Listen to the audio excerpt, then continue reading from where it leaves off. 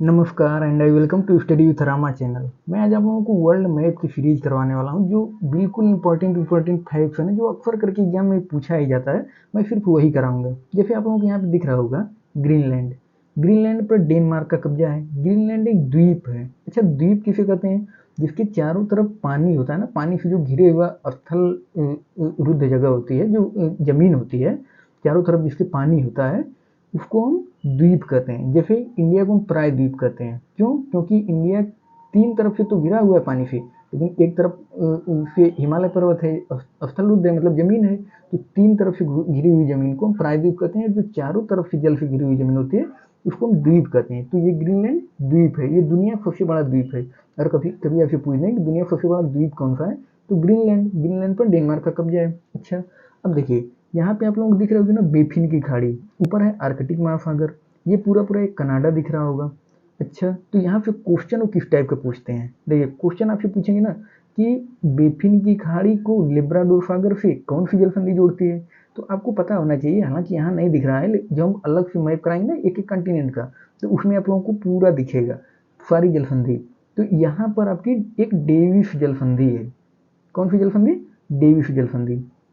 तो Davis जलसंधि Baffin की खाड़ी को लिब्राडोर सागर से जोड़ती है। या फिर आपसे एक क्वेश्चन पूछ दें कि डेविस जलसंधि बेफिन की खाड़ी को अटलांटिक महासागर से जोड़ती है, ये भी हो सकता है। क्यों? क्योंकि ये जो लिब्राडोर सागर है वो अटलांटिक महासागर का हिस्सा है। तो जब लिब्राडोर सागर अटलांटिक महासागर का हिस्सा है तो हम ये भी तो कर सकते हैं कि जो डेविस जलसंधि है वो बेफिन की खाड़ी को अटलांटिक महासागर से जोड़ती है। अच्छा, ये बेफिन द्वीप दिख रहा होगा आप लोगों को, ये क्वेश्चन पूछे थे लेखपाल वाला पेपर अगर आप देखेंगे ना, तो उसमें इसी बेफिन द्वीप को पूछे थे कि बेफिन द्वीप किस देश में स्थित है, तो कनाडा, कनाडा का द्वीप है बेफिन द्वीप। ठीक। अच्छा, देखिए यहाँ पे आप लोगों को हडसन की खाड़ी दिख रही होगी। जो हडसन की खाड़ी है ना, ये लिब्राडोर सागर है। यहाँ पे एक हडसन जलसंधि है, हडसन जलसंधि। हडसन की खाड़ी को लिब्राडोर सागर से जोड़ती है हडसन की जलसंधि। वो हम पूरी जलसंधि आप लोगों को एक वीडियो में करवा देंगे। अच्छा, ये अटलांटिक हो गया, अटलांटिक महासागर। अब यहाँ पे आप लोगों को ये कनाडा पूरा दिख रहा है। कनाडा की राजधानी क्या है? ओटावा। अब देखिए ये आप लोगों को बिफोर सागर दिख रहा है, ये अलास्का दिख रहा है। अलास्का संयुक्त राज्य अमेरिका का हिस्सा है, जो कभी रशिया का हिस्सा हुआ करता था। रशिया ने इसको अमेरिका को बेच दिया, अलास्का को। तो ये 50वां अमेरिका का राज्य है अलास्का। पहले ये रशिया का हिस्सा था, फिर अमेरिका ने उसको खरीद लिया रशिया से। अब फिर ये 50वां राज्य है अमेरिका का, अलास्का। यहाँ पे आप लोगों को अलूशियन द्वीप दिख रहा होगा, जो अमेरिका का है, अलूशियन द्वीप समूह। अब देखिए यहाँ पे अगर आप आगे आएंगे ना, तो ये इधर प्रशांत महासागर है। यानी कि जो आपका उत्तरी अमेरिका है, इसके पश्चिम साइड में प्रशांत महासागर है, और इधर पूर्व साइड में अटलांटिक महासागर है। या पूरा अटलांटिक महासागर दिख रहा है। तो प्रशांत महासागर और अटलांटिक महासागर को, जैसे ये उत्तर वाला हिस्सा करो तो कह दिया जाता है कि उत्तरी अटलांटिक महासागर है, और जो दक्षिणी वाला हिस्सा है दक्षिण में, तो उसको दक्षिण अटलांटिक कर दिया जाता है। ऐसे प्रशांत महासागर में ये उत्तर वाले हिस्से को उत्तर प्रशांत महासागर कर दिया जाता है, और जो दक्षिण वाला हिस्सा है उसको उसको दक्षिण प्रशांत महासागर कर दिया जाता है। अच्छा, अब क्वेश्चन वो किस किस टाइप का आप लोगों से यहाँ से पूछेंगे वो हम कवर कराने वाले हैं। जैसे यहाँ पे आप लोगों को संयुक्त राज्य अमेरिका दिख रहा है, ये कनाडा दिख रहा है। कनाडा से क्वेश्चन क्या क्या बन सकता है? देखिए पहली बात तो देखिए आर्कटिक वृत्त जो है ये यूएसए के अलास्का से, फिर उसके बाद कनाडा से होते हुए ग्रीनलैंड होते हुए आर्कटिक वृत्त जाता है, जो कि 66.5 डिग्री उत्तरी अक्षांश है। 66.5 डिग्री उत्तरी अक्षांश ये आर्कटिक वृत्त है। आर्कटिक वृत्त पूरा रशिया से होते हुए गया है, आर्कटिक वृत्त ग्रीनलैंड होते हुए पूरा इधर निकल गया। उसके बाद देखिए जब आप यहाँ कनाडा को देखेंगे ना, तो यहाँ पे आप लोगों को ग्रेट बैरियर झील दिख रही होगी। ग्रेट बैरियर झील, ग्रेट फ्लेव झील, ये विनिपेग झील। तो कभी कभी हालांकि पीसी की प्री में पूछेंगे, इन्फो का करेंगे वो कि उत्तर से दक्षिण का क्रम बताओ, ग्रेट बैरियर फिर ग्रेट फ्लेव विनिपेग, उत्तर से दक्षिण का क्रम पूछ देंगे। लेकिन इसमें आप लोगों को वनडे में जल्दी इतना डीप तक नहीं पूछते हैं, लेकिन इतना हाँ पूछ होते हैं कि विनिपेग झील कहाँ पर स्थित है, किस देश में स्थित है। तो विनिपेग इंपॉर्टेंट है। विनिपेग झील कहाँ पे है? कनाडा में। अच्छा, अब देखिए यहाँ पे आप लोगों को कुछ और झील दिख रही होगी, जो जिन्हें फिंगर लेक कहते हैं। देखिए सुपीरियर झील, मिशिगन झील, ईरी झील, ओंटारियो झील, ह्यूरॉन, ह्यूरॉन भी है। देखिए सुपीरियर, मिशिगन, ईरी, ये ह्यूरॉन है, ओंटारियो है। तो पहले इसमें कौन सा क्रम इनका मान लीजिए ना, आप लोग क्या कहेंगे कि इनका पश्चिम से पूर्व का क्रम बताओ।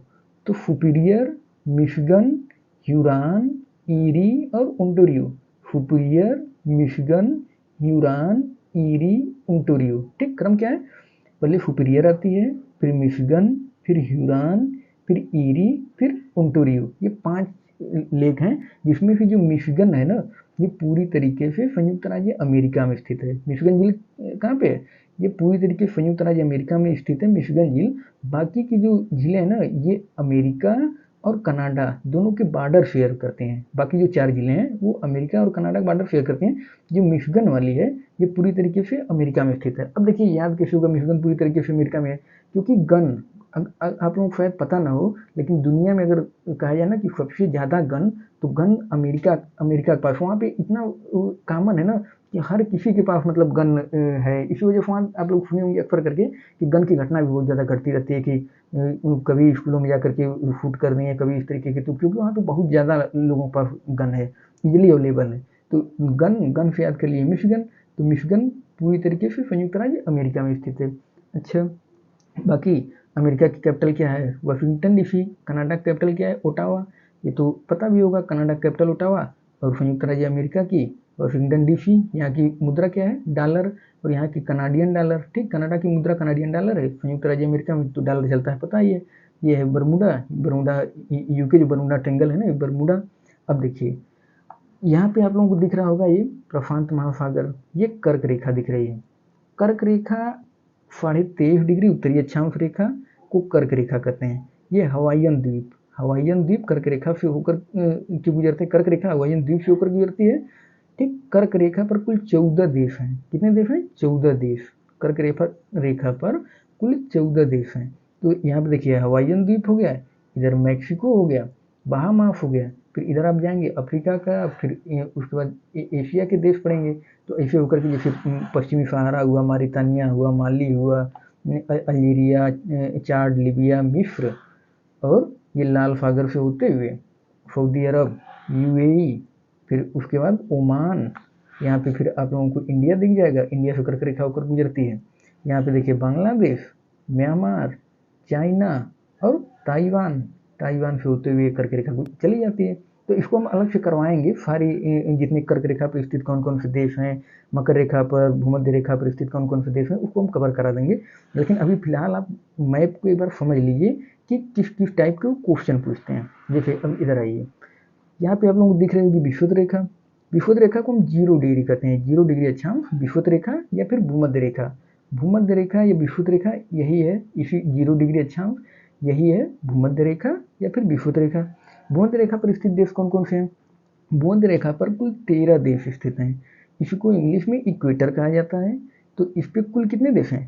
13 देश भूमध्य रेखा पर स्थित हैं। अच्छा, देखिए किरीबाती, यहाँ पर एक दिख रहा होगा ना आप लोगों को देश, किरीबाती। ये किरीबाती से होकर जाती है भूमध्य रेखा। किरीबाती हो गया। इधर इक्वाडोर, इक्वाडोर ये आप लोगों का ना, ये दक्षिणी अमेरिका है, ये दक्षिणी अमेरिका है। इधर पनामा के इधर जो था ये उत्तरी अमेरिका था।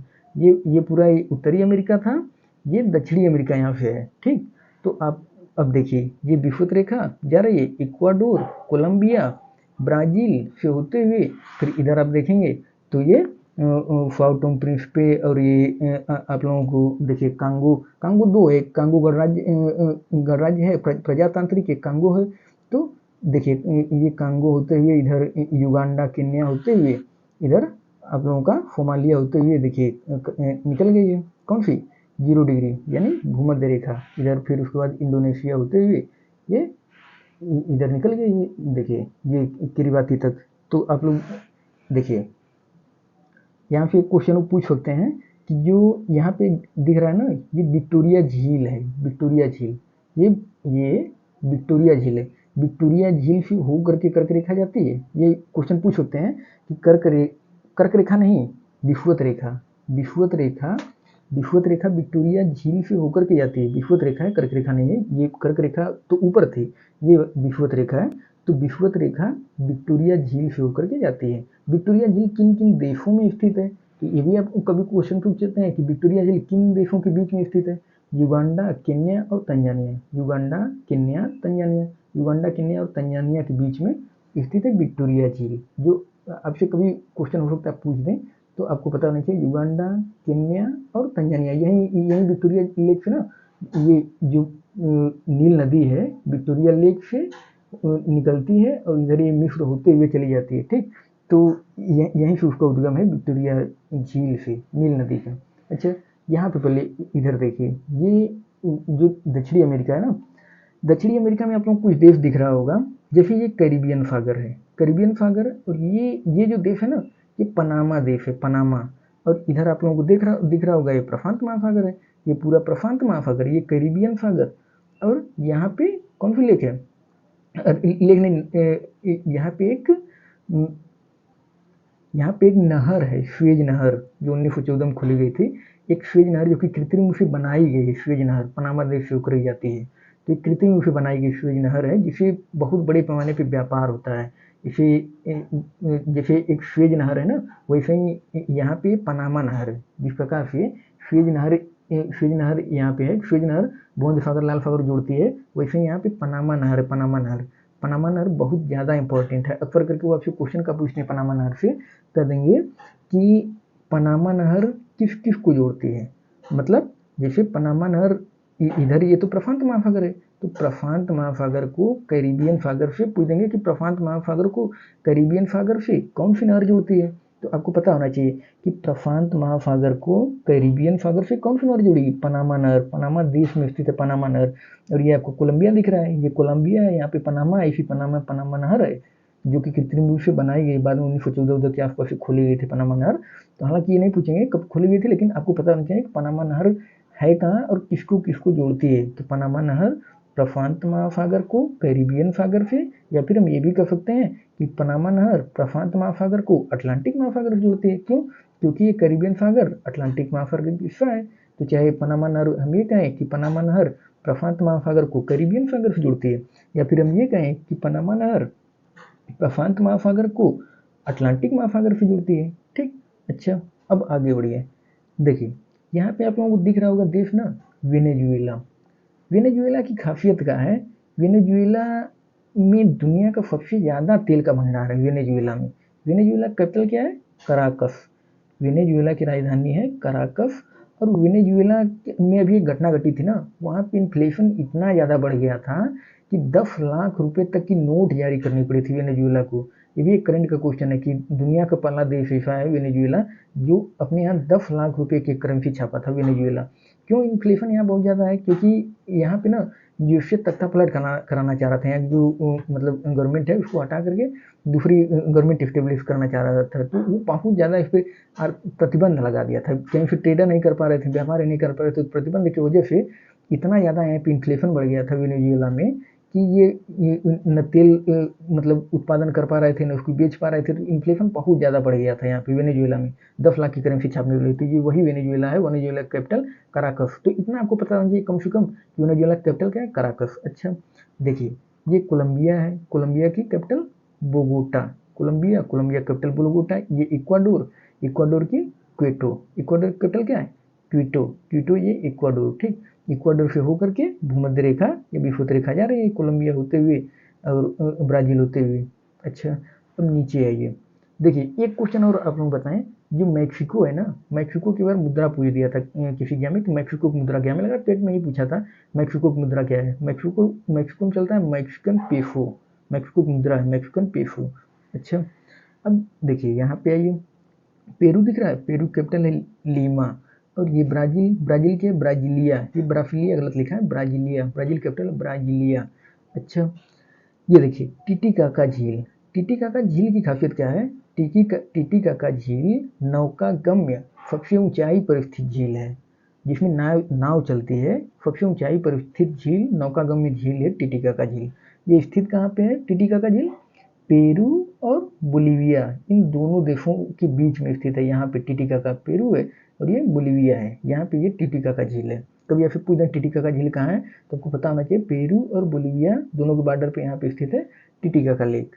ये आप लोगों को जो दिख रहा है ना, बोलीविया और पराग्वे, यहाँ से भी एक बार क्वेश्चन पूछे थे कि कौन से ऐसे देश, दक्षिण अमेरिका कौन से ऐसे 2 देश हैं जो कि अस्थल रुद्ध हैं, यानी कि जिनकी बॉर्डर कहीं किसी जल से नहीं लगती है, मतलब किसी समुद्र से नहीं लग रही है, ये अस्थल रुद्ध हैं, चारों तरफ से जमीन से घिरे हुए हैं। तो ये बोलिविया और पराग्वे, बोलिविया और पराग्वे 2 ऐसे देश हैं दक्षिण अमेरिका के जो कि अस्थल रुद्ध देश हैं। अच्छा, देखिए पराग्वे कैपिटल क्या है, अफुनफियन, पराग्वे कैपिटल अफुनफियन, बोलिविया की लापाज। तो पराग्वे का अफुनफियन हो सकता है पूछ दें, तो आप लोग इसकी कैपिटल भी जानिए कि अफुनफियन पराग्वे कैपिटल है।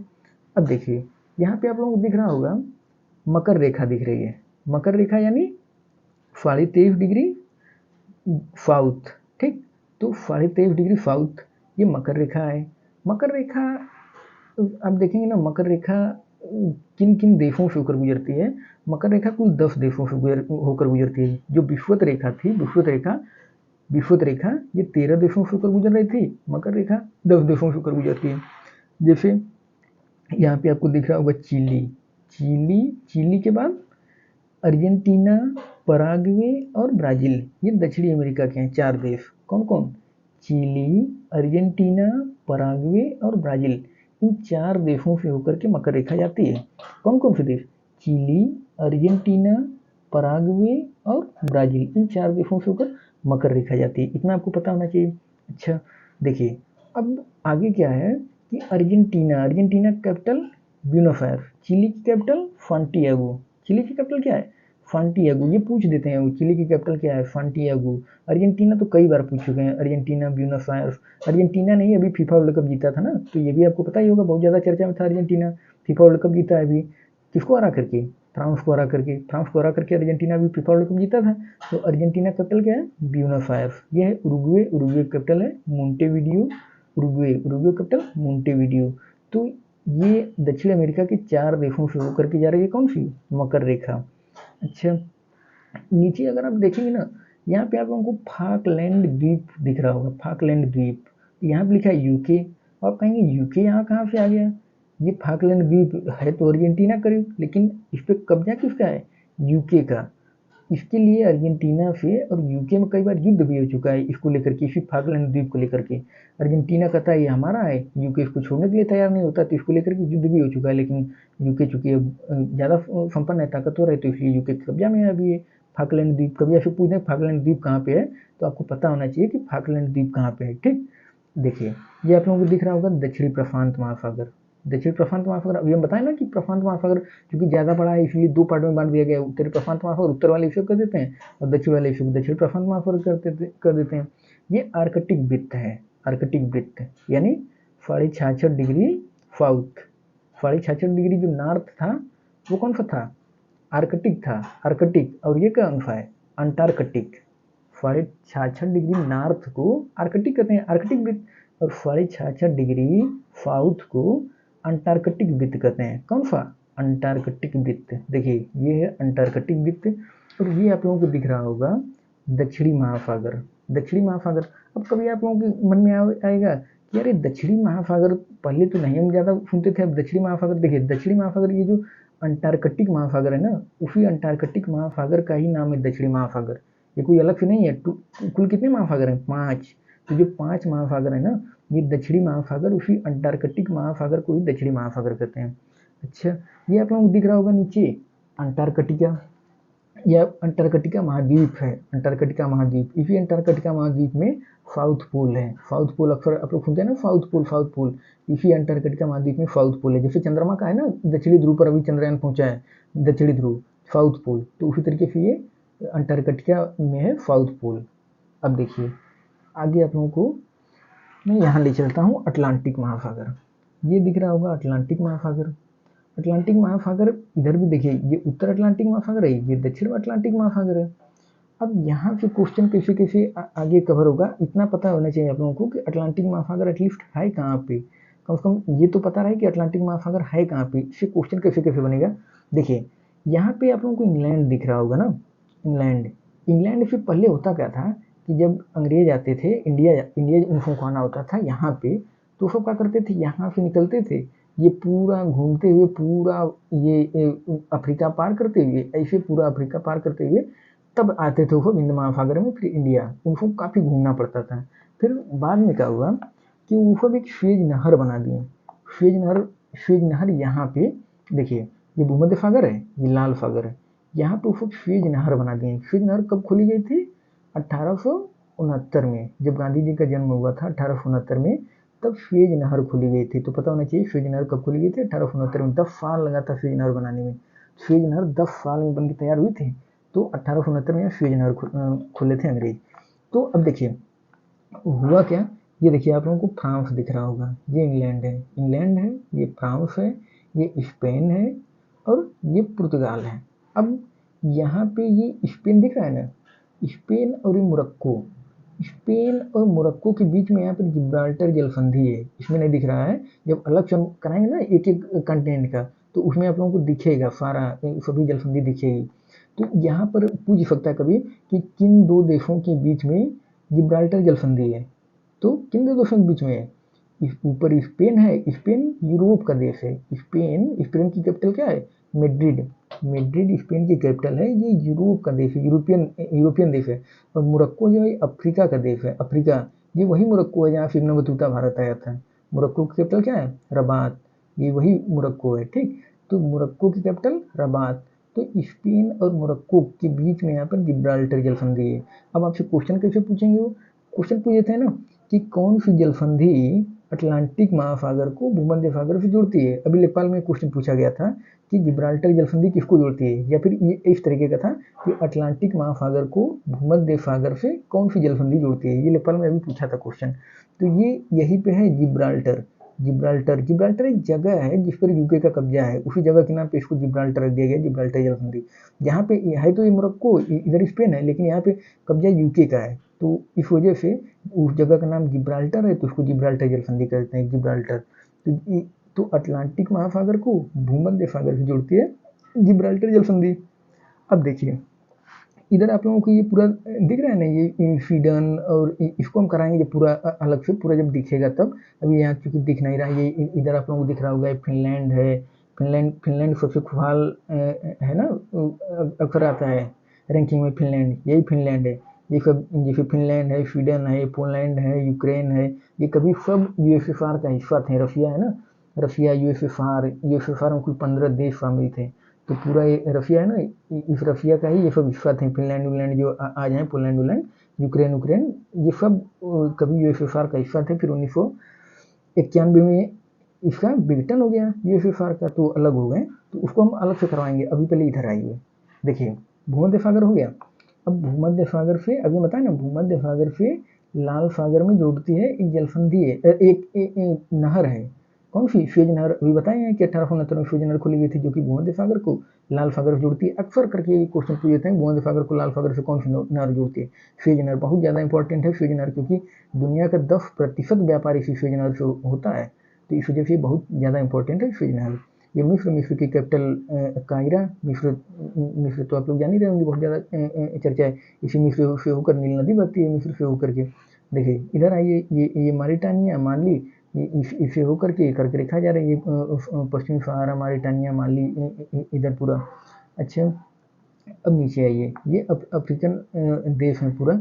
यहाँ इसमें कुछ मेन है जिनकी आप लोगों को कैपिटल कम से कम पता होना चाहिए। जैसे सूडान की कैपिटल है खार्तूम, जो चर्चा में रहते हैं। देखिए सूडान पहले एक ही था, अभी ये दो हो गया है। एक ये सूडान है और एक ये दक्षिणी सूडान है। दक्षिणी सूडान अलग है, ये सूडान अलग है, दक्षिणी सूडान अलग है। दक्षिणी सूडान की कैपिटल है जूबा। दक्षिणी सूडान, ये जूबा, ये दो भाग में बढ़ गया है सूडान। तो अब देखिए नीचे आइए। अब यहाँ पे ये विषुवत रेखा जा रही थी, विषुवत रेखा। ये अब यहाँ पे आइए, आप लोगों को यहाँ पे दिख रहा होगा ना, एक एक झील है, तंगानाइका झील। ये यहाँ पे है तंगानाइका। और ये तंजानिया देश है, तंजानिया कैपिटल है डोडोमा। और नीचे आइए, अभी हम पहले एक ना ओवरव्यू करवा रहे हैं, ताकि मेन पॉइंट आप लोगों को पता हो जाए कि क्या क्या है। फिर उसके बाद हम अलग से अलग अलग कंटिन्यू कराएंगे, तो पूरा फिर कवर कराएंगे, ठीक। देखिए इधर ये नामीबिया, यही नामीबिया है जहाँ से अभी 8 चीता लाया गया था ना, नामीबिया से बहुत ज़्यादा चर्चा में था। नामीबिया से 8 चीता लाया गया था। तो ये नामीबिया है, नामीबिया, बोत्सवाना, इसे होकर के मकर रेखा जाती है। नामीबिया, बोत्सवाना, और ये दक्षिण अफ्रीका, और ये मोजाम्बिक। तो ये अफ्रीकन कंट्री है। और यहाँ पे मेडागास्कर, तो इनसे होकर के ये मेडागास्कर, ये देखिए नामीबिया, बोत्सवाना, दक्षिण अफ्रीका और ये मोजाम्बिक, ये यहाँ पे 4 हो गए और ये मेडागास्कर, इससे होकर के फिर ऑस्ट्रेलिया होकर के मकर रेखा जाती है यहाँ से। तो मेडागास्कर कैपिटल क्या है? अंतानानारिवो। और ये है दक्षिण अफ्रीका। अभी मोदी जी जल्दी गए थे दक्षिण अफ्रीका। दक्षिण अफ्रीका कैपिटल प्रिटोरिया, यही है दक्षिण अफ्रीका। यहीं पे अभी ब्रिक्स सम्मेलन हुआ था ना दक्षिण अफ्रीका में, अभी मोदी जी गए थे, तो यही है दक्षिण अफ्रीका प्रिटोरिया यहाँ की कैपिटल है। यहाँ पे अभी ब्रिक्स का सम्मेलन हुआ था दक्षिण अफ्रीका में। अब देखिए इधर आइए, मेडागास्कर बताई नहीं, मेडागास्कर एक द्वीप है जो कि अफ्रीका का है, अफ्रीका में आता है मेडागास्कर कैपिटल अंतानानारिवो। ये है मॉरिशस। मॉरिशस बहुत ज़्यादा चर्चा में रहता है। मॉरिशस की कैपिटल क्या है? Port Louis. मॉरिशस कैपिटल क्या है? Port Louis. मॉरिशस चर्चा में, देखिए एक तो इंडिया से ट्रेड भी होता है मॉरिशस से काफ़ी, और मॉरिशस में कुछ हिंदी भाषी लोग भी हैं, मतलब जो हिंदी बोलते हैं, ये भोजपुरी बोली जाती है मॉरिशस में। कभी कभी ये भी क्वेश्चन तो नहीं उसे पूछेगा, लेकिन पता होना चाहिए मॉरिशस एक ऐसा देश है यहाँ पे भोजपुरी भी बोली जाती है, ये क्वेश्चन ठीक। अब देखिए इधर ये सेशेल्स, क्वेश्चन आपसे कैसे पूछेंगे? यहाँ से मॉरिशस वाले से क्वेश्चन आपसे पूछ देंगे ना कि मॉरिशस किस महासागर में स्थित है, तो ये आपको पता होना चाहिए कि मॉरिशस किस महासागर में स्थित है। मॉरिशस किस महासागर में स्थित है? मॉरिशस हिंद महासागर में स्थित है, हिंद महासागर है ये मॉरिशस। सेशेल्स भी हिंद महासागर में स्थित है। तो मॉरिशस और सेशेल्स ये हिंद महासागर में स्थित देश हैं। ये मालदीव भी हिंद महासागर में है। तो यहाँ से अगर आपसे कभी पूछ दें कोई क्वेश्चन कि सेशेल्स किस महासागर में स्थित है, तो आपको पता होना चाहिए हिंद महासागर में। चाहे मॉरिशस पूछ दें तो हिंद महासागर में। अच्छा, अब देखिए इधर आइए, आप लोगों को हम ले चलते हैं यहाँ पे यूक्रेन। देखिए ये दिख रहा होगा यूक्रेन ना, यूक्रेन। और ये है मॉस्को रशिया की कैपिटल। रशिया कैपिटल कौन सी? मॉस्को, जो कि यूरोप में पड़ता है। जो रशिया की कैपिटल है यूरोप में पड़ती है, जबकि रशिया जो रूस है वो 2 कॉन्टिनेंट में स्थित है। रूस जो है ना वो 2 कॉन्टिनेंट में स्थित है। कभी आपसे क्वेश्चन पूछ दें कि कौन से ऐसे देश हैं जो 2 कॉन्टिनेंट में पड़ते हैं, तो आपको पता होना चाहिए कि रशिया और टर्की जिसे आप कहते हैं, टर्की या फिर तुर्की। अब तो उसने अपना नाम तुर्की कर लिया टर्की ने, नहीं तो उसको कभी तुर्की कहते थे, कभी फिर टर्की किया था, अब तुर्की। तो वो जो तुर्की है ना, तुर्की और रशिया ये दोनों 2 कॉन्टिनेंट में स्थित हैं। अब देखिए यहाँ पे क्या होता है कि जब रशिया को अगर व्यापार करना होता है ना, मान लीजिए अटलांटिक है, अटलांटिक से वो क्या करता है रशिया कि जिब्राल्टर पार किया, जिब्राल्टर पार करके हो गया भूमध्य सागर में, आ गया। अब उसके भूमध्य सागर से फिर जाता है वो एजियन सागर में। यहाँ पे एजियन सागर, भूमध्य सागर, फिर एजियन सागर, हम अलग से कराएंगे पूरा, उसमें दिखेगा सब कुछ। एजियन सागर में जाता है, छोटा सा जो दिख रहा है ना ये मरमरा सागर है। जब हम अलग अलग कराएंगे ना तो उसमें पूरा बड़ा बड़ा दिखेगा, हम करा देंगे उसको। ये है आपका मरमरा सागर। तो जब उसको एजियन सागर से मरमरा सागर में जाता है, फिर मरमरा सागर में जब काला सागर में जाना होता है ना, तो जलसंधि पड़ती है जिसको बास्पोरस जलसंधि के नाम से जाना जाता है। बहुत ज़्यादा चर्चा में रहती है बास्पोरस जलसंधि। कभी भी आपसे अगर पूछें कि बास्पोरस जलसंधि किस किस को जोड़ती है, तो आपको पता होना चाहिए कि मरमरा सागर को काला सागर से जोड़ती है। कौन सी? बास्पोरस जलसंधि। बास्पोरस जलसंधि किस किस को जोड़ती है? मरमरा सागर को काला सागर से जोड़ती है बास्पोरस जलसंधि। और फिर काला सागर से यहाँ पर एजोव सागर है, ये एजोव सागर है। जब काला सागर से रशिया को एजोव सागर में जाना होता है तो एक जलसंधि पड़ती है केरिच जलसंधि, जिसको केरिच जलसंधि के नाम से जानते हैं। काला सागर को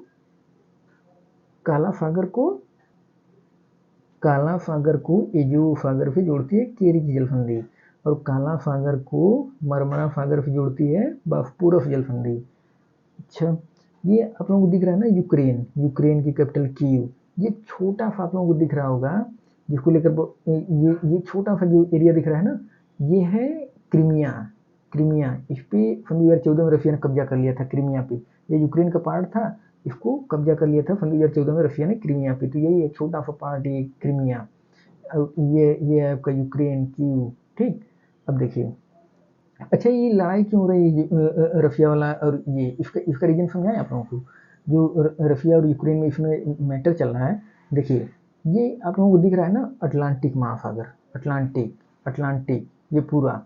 तो जो नाटो है, नाटो की स्थापना कब हुई थी? 1949 में। तो 1949 में नाटो की स्थापना हुई।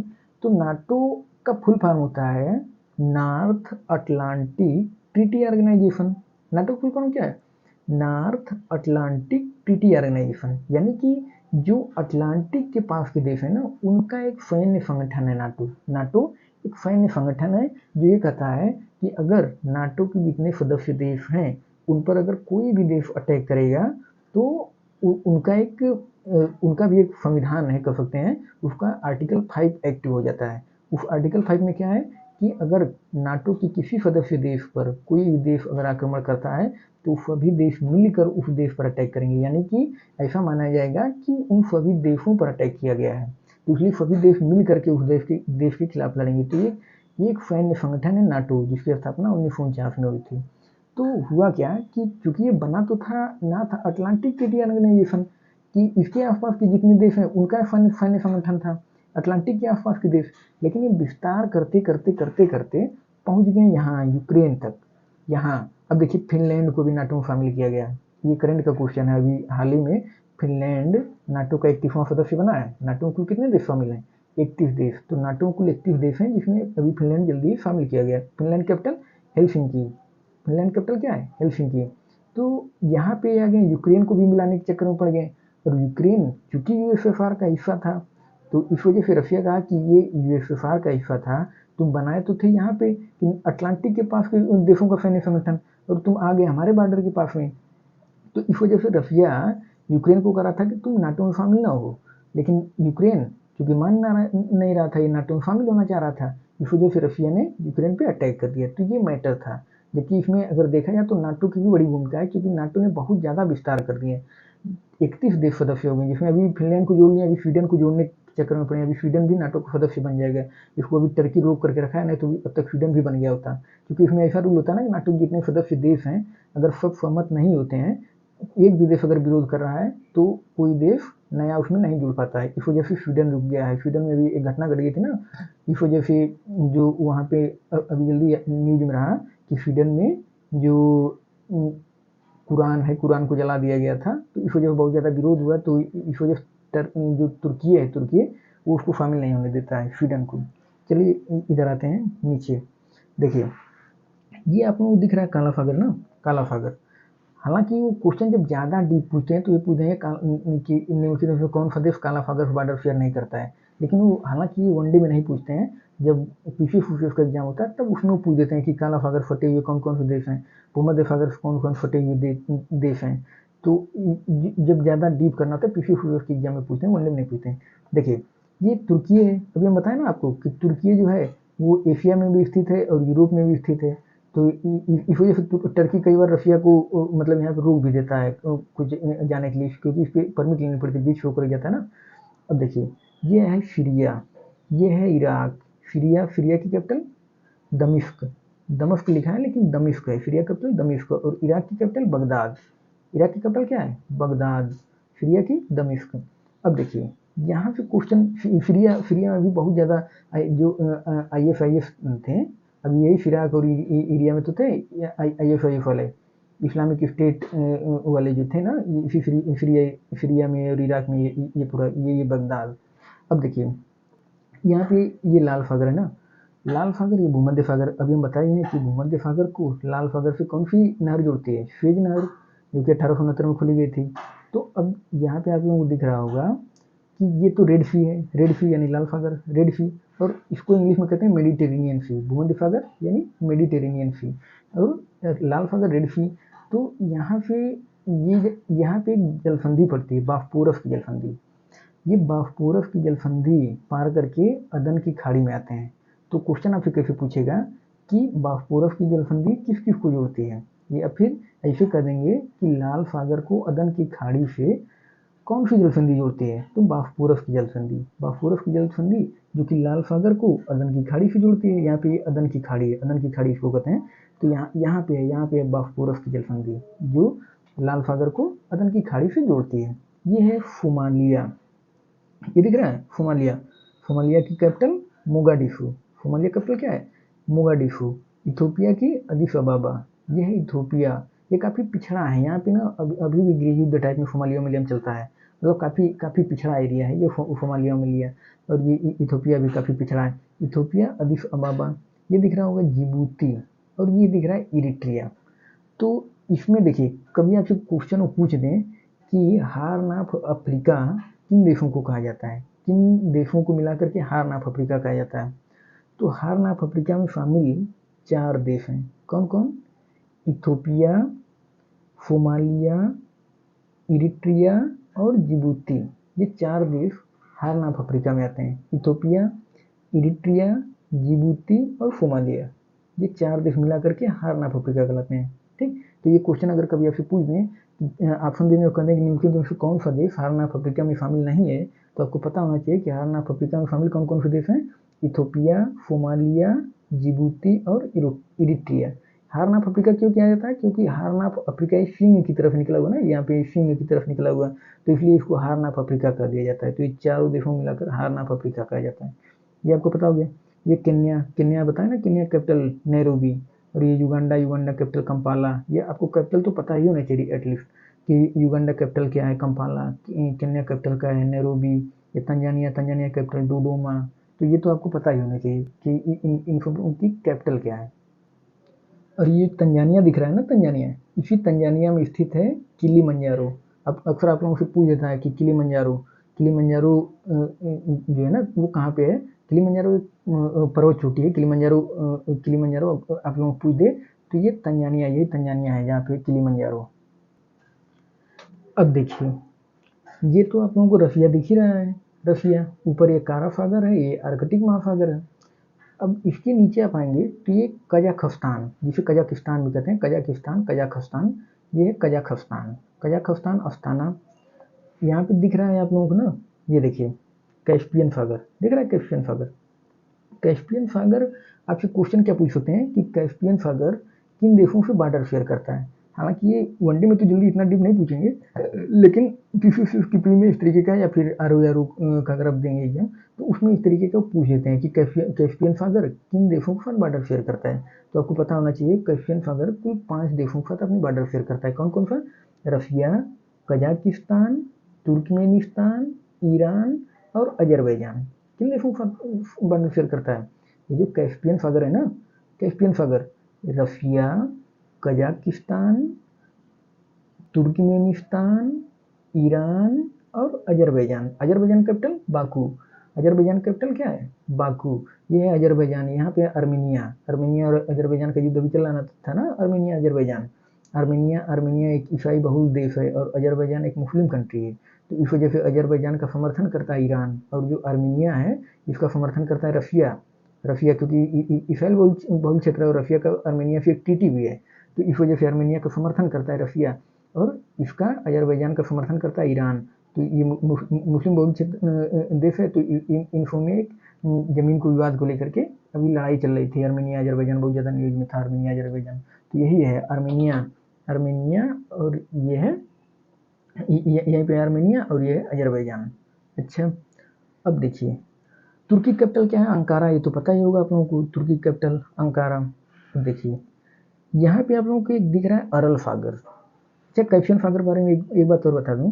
कैस्पियन सागर, क्योंकि नाम तो है इसका सागर, लेकिन ये सागर नहीं है, ये एक झील है। कैस्पियन सागर एक झील है। क्यों? क्योंकि इसके चारों तरफ जमीन है ना, जमीन, तो चारों तरफ से जमीन से घिरा हुआ होने के नाते ये इसको झील कहते हैं। जिसके चारों तरफ मतलब स्थलरुद्ध है ना, किसी कहीं सागर से नहीं लग रहा है। स्थलरुद्ध जो है होती है जमीन, मतलब स्थलरुद्ध चारों तरफ से जो है, मतलब यहाँ तो ये पूरा सागर है, लेकिन चारों तरफ इसके स्थलरुद्ध है, मतलब कहीं से टच नहीं हो रहा है किसी सागर वगैरह से।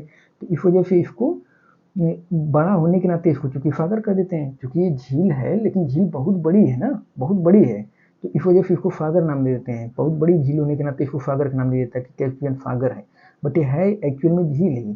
सबसे बड़ी झील है यही कैस्पियन सागर। आपसे अगर कभी क्वेश्चन पूछ देना कि सबसे बड़ी झील कौन सी है, तो यही कैस्पियन सागर है, सबसे बड़ी झील। यहाँ पर दिख रहा है अरल सागर। अरल सागर, अरल सागर 2 देशों में स्थित है, 2 देशों के बीच में स्थित है, कजाकिस्तान और उज्बेकिस्तान। कजाकिस्तान और उज्बेकिस्तान के बीच में अरल सागर है यहाँ पर। और यहाँ पे आप लोग दिख रहे होंगे बालखस झील। बालखस झील, ये जो बालखस झील है ये कजाकिस्तान में पड़ती है, पूरी तरीके से कजाकिस्तान में है ये बालकश झील, बालकश झील। ठीक, अब धीरे धीरे इसका पानी सिंचाई विचाई में यूज करते हैं बहुत ज़्यादा, कि पहले से अब कम हो रही है थोड़ी, इसका जल स्तर कम हो रहा है, मतलब घट रही है, ज़्यादा गहरी नहीं है, 25-26 मीटर गहरी है बालकश झील, कजाकिस्तान में पड़ती है। तो पता होना चाहिए बालकश झील कहाँ पे है, कजाकिस्तान। ठीक, अच्छा, अब इसके नीचे आइए आप, यहाँ पे आप लोग दिख रहा है ये क्या है, ये है, ये फारस की खाड़ी है, ये फारस की खाड़ी और ये ओमान की खाड़ी। तो फारस की खाड़ी को ओमान की खाड़ी से एक जलसंधि जोड़ती है, जिसको हारमुज जलसंधि के नाम से जानते हैं। हारमुज जलसंधि किसको किस किसको जोड़ती है, फारस की खाड़ी को ओमान की खाड़ी से जोड़ती है हारमुज जलसंधि। कभी आपसे पूछ दें, कभी क्या पूछते हैं, बहुत इंपॉर्टेंट जलसंधि है ये हारमुज जलसंधि, फारस की खाड़ी को ओमान की खाड़ी से जोड़ती है हारमुज जलसंधि। तो ये आपको पता होना चाहिए। और ये है आपका अरब सागर, ये जान रहे हैं आप, ये ओमान है, ओमान की कैपिटल मस्कट, मस्कट नहीं मस्कट है, मस्कट।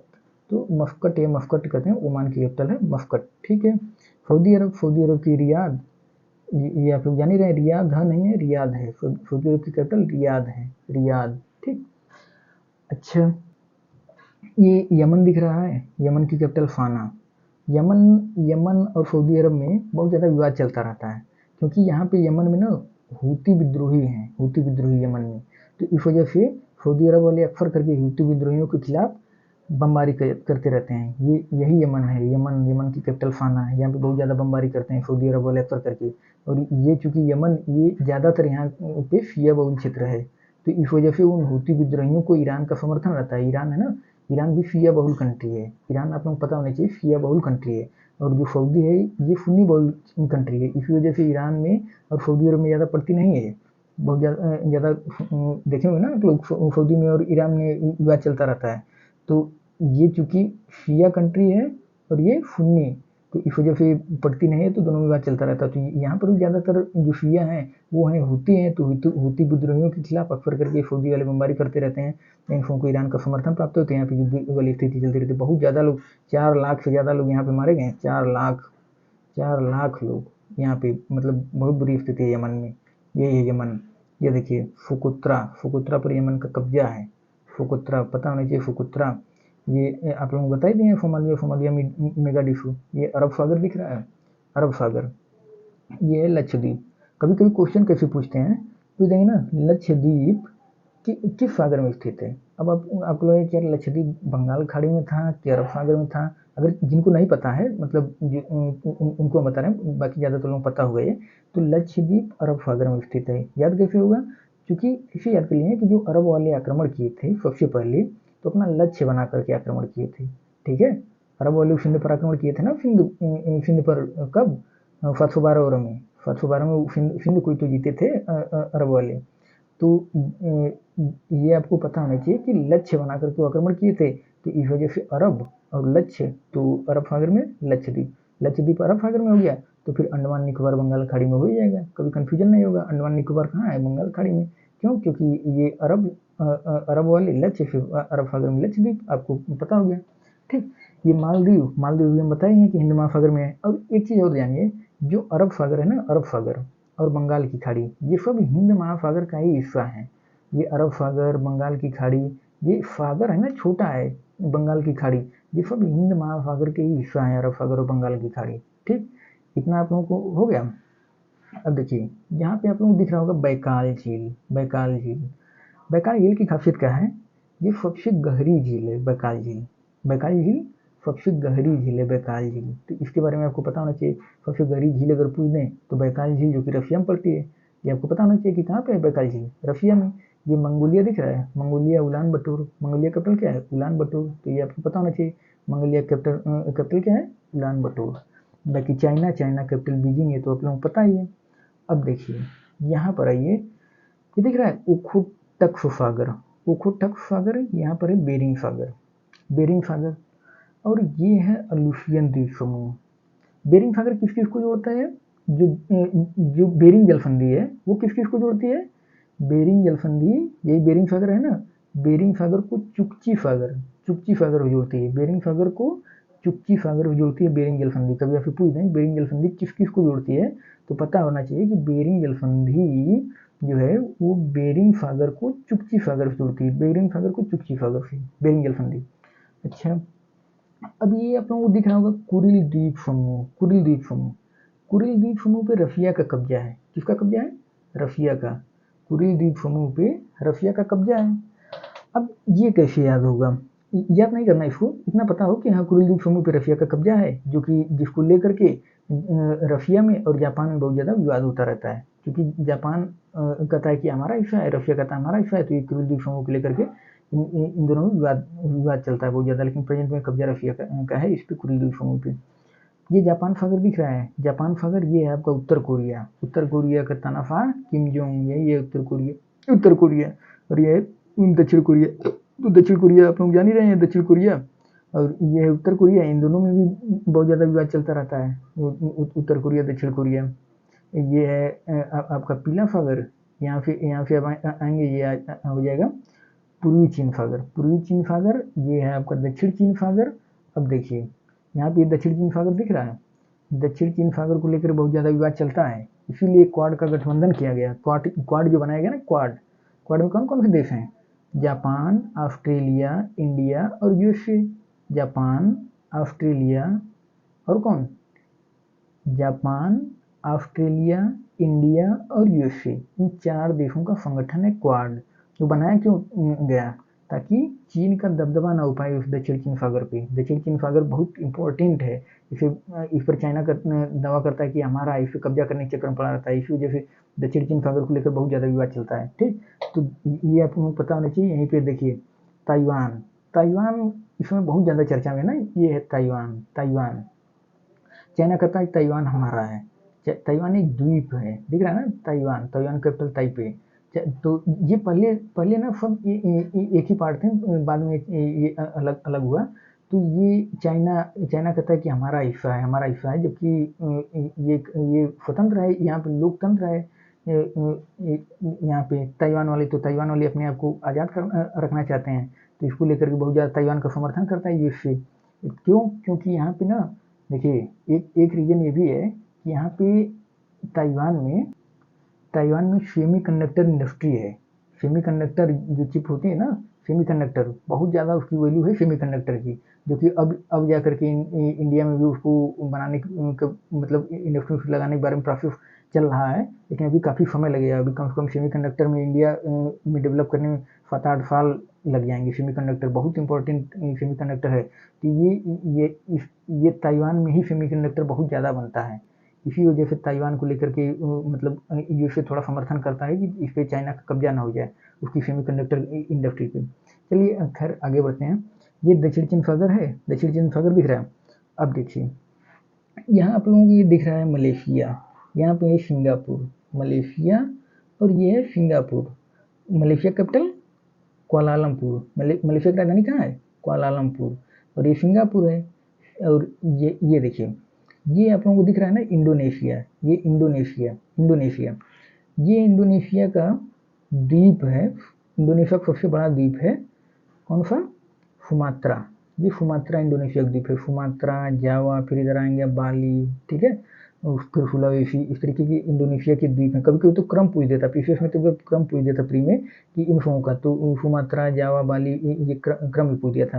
हालांकि इतना आपको पता होना चाहिए कि अभी जो इंडोनेशिया कैपिटल है जकार्ता, ये इसी जावा द्वीप पे है, जावा द्वीप पे। लेकिन अब इसको ले जा रहे हैं ये बोर्नियो द्वीप पे, बोर्नियो द्वीप ये है, ये वाला बोर्नियो द्वीप है।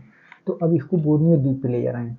ठीक, इंडोनेशिया की जो कैपिटल है ना अभी जकार्ता, ये जकार्ता, यहाँ पे जकार्ता, ये सुमात्रा, ये है जावा, सुमात्रा जावा, तो यहाँ पे है। अब इसको बोर्नियो द्वीप पे ले जाना, क्यों? क्योंकि ये डूब रहा है धीरे धीरे, इसके आसपास का क्षेत्र बाढ़ की वजह से, बाढ़ मतलब समुद्र का जलस्तर बढ़ रहा है, तो ये डूब रहे हैं जो द्वीप हैं इसके आसपास। तो चूंकि ये कैपिटल है, राजधानी है, तो इस वजह से इसको बोर्नियो द्वीप पे लेके जा रहे हैं। बोर्नियो द्वीप, ये है बोर्नियो द्वीप। बोर्नियो द्वीप पे 3 देश हैं। बोर्नियो द्वीप केवल इंडोनेशिया नहीं है बोर्नियो द्वीप पे।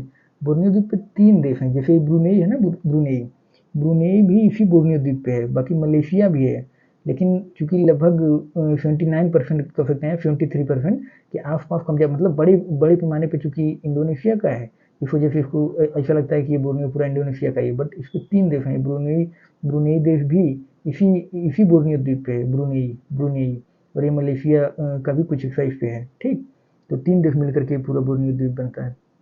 बोर्नियो हो गया ये। देखिए अब यहाँ पे क्वेश्चन कैसे पूछेगा, यहाँ पे एक मलक्का जलसंधि है, मलक्का यहाँ पे मलक्का, और ये आप लोगों को दिख रहा है ना, ये है हिंद महासागर, ये हिंद महासागर है, और यहाँ पे है मलक्का।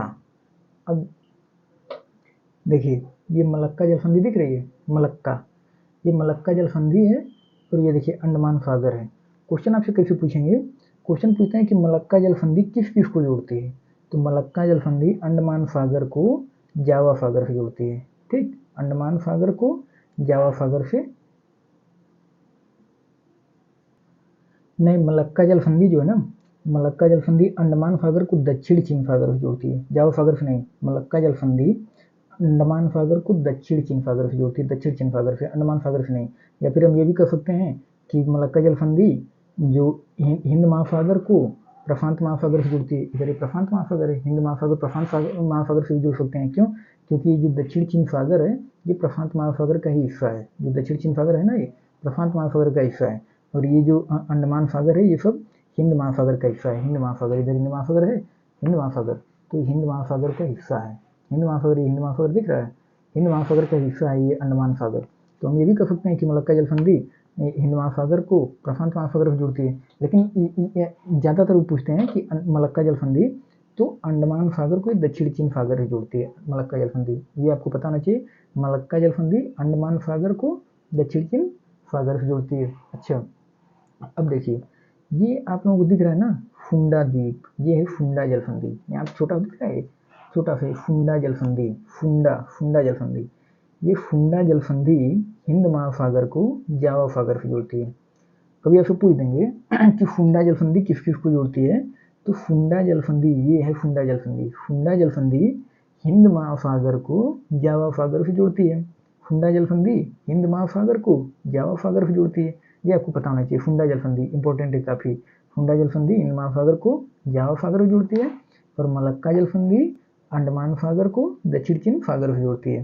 अंडमान सागर चूंकि हिंद महासागर का हिस्सा है, तो हम ये भी कह सकते हैं कि हिंद महासागर को और प्रशांत महासागर से जोड़ती है, या फिर हिंद महासागर को दक्षिण चीन सागर से जोड़ती है। ठीक, कुछ भी हम कह सकते हैं, हिंद महासागर को दक्षिण चीन सागर से जोड़ती है मलक्का।